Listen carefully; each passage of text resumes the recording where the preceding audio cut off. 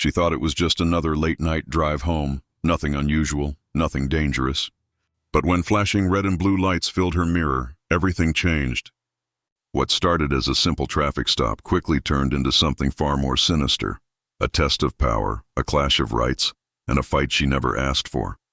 By sunrise, one life would be shattered and another would never be the same. How did a routine stop spiral into a courtroom reckoning that exposed the truth behind the badge? Renee Dawson lived a life built on discipline and purpose. A decorated Navy officer, she carried herself with quiet confidence, the kind earned from years of service and sacrifice. Off-duty, she was like anyone else, grabbing coffee at her favorite cafe, calling her mother on Sunday evenings, and laughing with friends when time allowed. She wasn't looking for attention, and she certainly wasn't looking for trouble. That night, the road stretched long and empty outside Birmingham. Her car hummed beneath her as she played an old jazz tune, fingers tapping lightly on the wheel. It was supposed to be an uneventful drive, the kind where thoughts drift and the world feels still. But stillness has a way of hiding storms, because within minutes, headlights would appear in her mirror. A patrol car, flashing lights. And what should have been nothing more than a routine stop was about to become something far darker. A moment that would test not just her patience, but her very dignity. The red and blue lights grew brighter in Renee's mirror, forcing her to the shoulder of the nearly empty highway. She knew the routine: signal, slow down, hands on the wheel. But routine doesn't erase the knot that forms in your stomach when you're a black woman alone on a dark road, staring at a badge in the glass behind you. The officer approached slowly, his boots dragging against the pavement like he had all the time in the world. He didn't bother with a greeting. No explanation. Just a demand for her license and registration. His flashlight cutting across her face as if she were already guilty of something. She complied, calm, steady. But when she asked why she'd been pulled over, his answer was clipped and vague, a broken tail light. She knew that wasn't true. Her car had been inspected just weeks earlier. Still, her voice stayed even, her movements deliberate. Years of training had taught her never to escalate, but it wasn't enough. The officer's tone shifted from detached to hostile, his words sharp and commanding. Step out of the car, hands on the vehicle. The kind of orders that stripped away dignity, designed to provoke submission. Renee hesitated, not in defiance but in disbelief. For what reason? Her question wasn't loud and wasn't confrontational, but it was enough. He called her non-compliant. He called for backup. In that instant, Renee realized this wasn't about a taillight. It wasn't about the law. It was about power, and a man determined to use it against her. Cold steel closed around her wrists, cuffs biting deep as he shoved her toward the patrol car. No resistance, no aggression, yet he treated her like a criminal. Inside the back seat, Renee sat motionless, her body calm but her mind racing. She had been trained for war zones and for interrogations overseas. But nothing prepares you for injustice on your own streets, under the authority of someone sworn to protect. Minutes turned to half an hour as she sat in silence, the patrol car idling. Every second stretched long, every thought heavier than the last. And when he finally drove off with her in the back, the flashing lights still staining the road, Renee knew she wasn't being taken in for paperwork. She was being made into an example. At the station, it didn't get better. Mugshots, fingerprints, a bench inside a holding cell that smelled of stale coffee and despair. She wasn't charged with violence, not even reckless driving, just obstructing, a word that meant nothing and everything. A word used to justify the unjustifiable. But even as she sat behind bars, Renee's composure never cracked. She knew the truth had a way of surfacing. She knew there were limits to even his badge. What she didn't know, what he never saw coming, was how quickly his actions would unravel once daylight came. Hours ticked by inside the holding cell, though time felt strange, both frozen and relentless.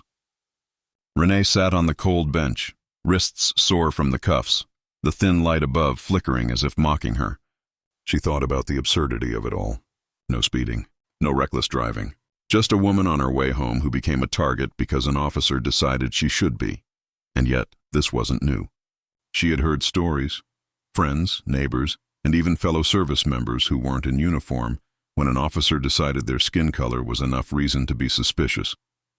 The difference tonight was that she knew exactly what the law allowed, and she wasn't afraid to call it out.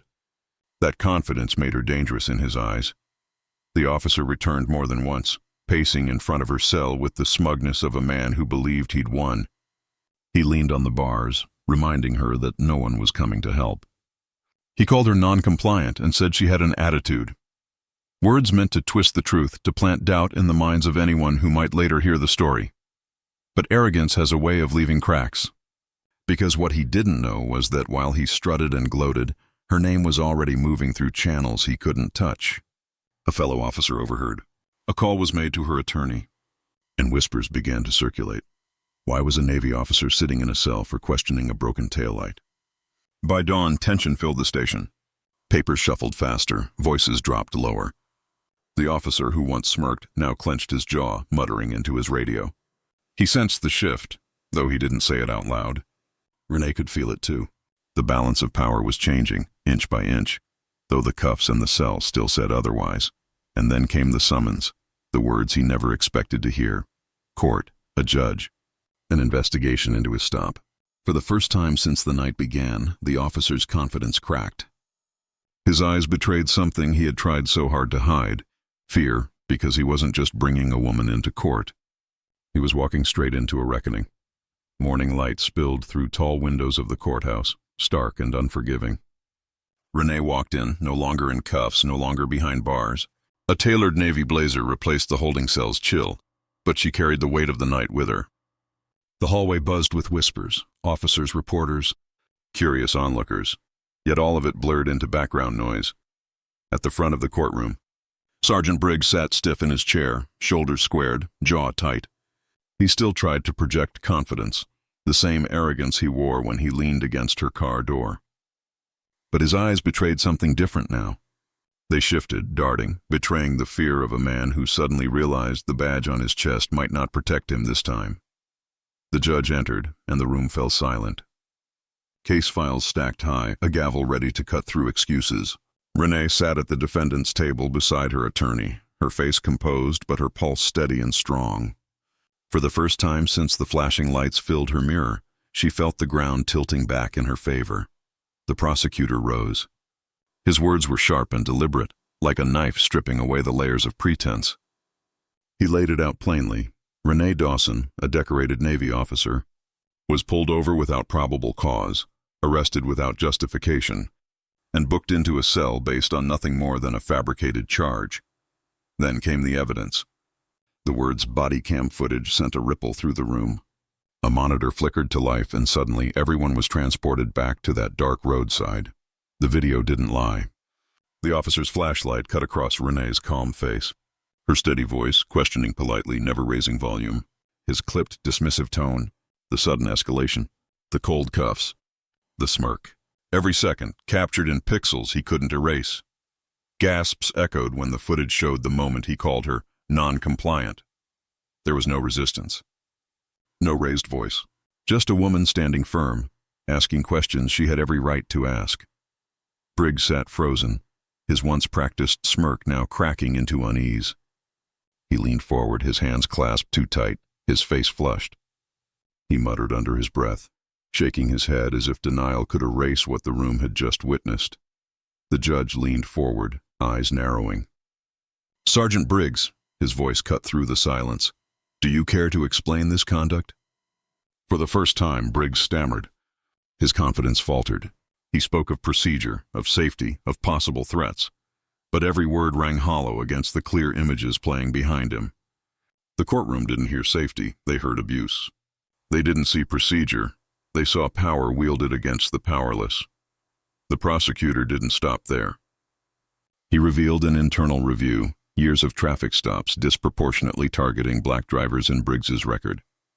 Numbers that painted a damning picture, a pattern impossible to ignore. Murmurs swelled across the room like a rising tide. Renee sat still, her breathing even, but inside, emotions churned. Anger for every person who hadn't had their day in court. Relief that the truth was finally breaking through. A sharp ache of injustice knowing how close she had come to being silenced forever. The judge's gavel struck once, sharp and final. The charges against Lieutenant Commander Dawson are dismissed. Furthermore, this court recommends immediate investigation into Sergeant Briggs's conduct. The words reverberated like thunder. For Renee, it was vindication. For Briggs, it was the sound of a career collapsing. His face turned pale, his jaw clenched so tight it looked painful. He slammed his chair back as he rose, but the sound only echoed his unraveling. Reporters scribbled, officers glanced at each other uneasily, and the whispers spread like fire. Suspension, misconduct, racial profiling. In that moment, the power dynamic reversed. The man who once strutted with a badge now stood exposed, stripped of the shield he thought made him untouchable. The room wasn't looking at Renee as a suspect anymore. They were looking at her as a symbol of something far bigger. And yet, even in victory, the weight pressed heavy. Because this wasn't just her story. This wasn't just one officer, one stop, one courtroom. This was a mirror held up to a system that had failed countless others. As Briggs stormed out, his boots no longer carried authority, they carried shame. The same hallway he once walked with swagger now echoed with the sound of a man running from accountability. Renee gathered her things slowly, deliberately. She felt the eyes on her, the questions ready to be asked, and the headlines already being written. But for her, the moment was simpler than that. She had faced the abuse of power head-on, and she had not broken. Still, as she walked out of the courtroom, one thought lingered like a shadow. If this is what it took for her truth to be heard, what happens to those who never get the chance? Outside the courthouse, the air felt different, brighter somehow, though the clouds hadn't moved.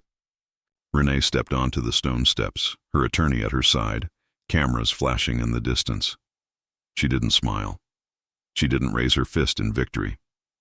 She simply walked, steady and measured, the same way she had walked into combat zones, into ships at sea, and into every place where courage was demanded.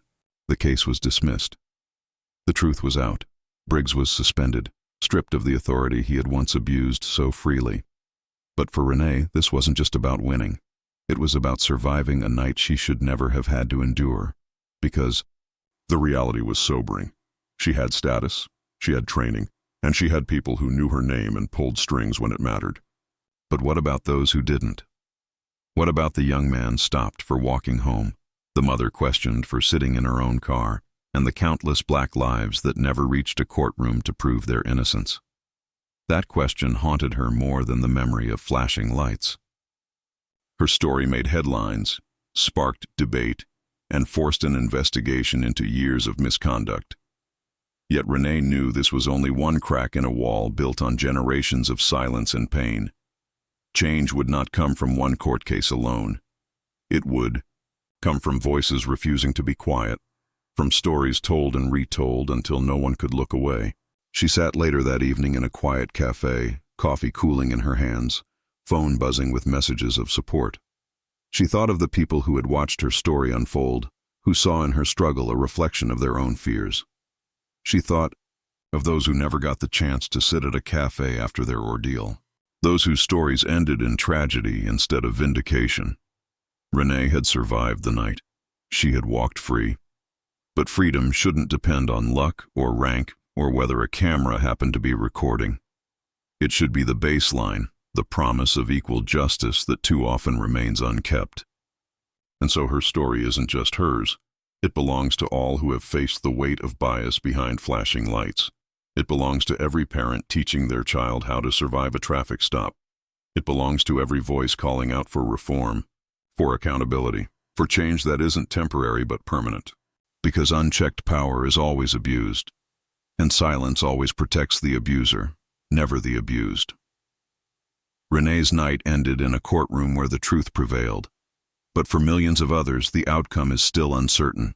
The question remains: how many more stories like this will it take before justice is more than a headline? If this story moved you, don't let it end here.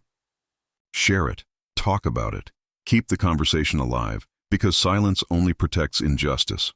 And if you believe stories like Renee's deserve to be heard, hit subscribe and join us as we uncover more truths the world too often tries to ignore.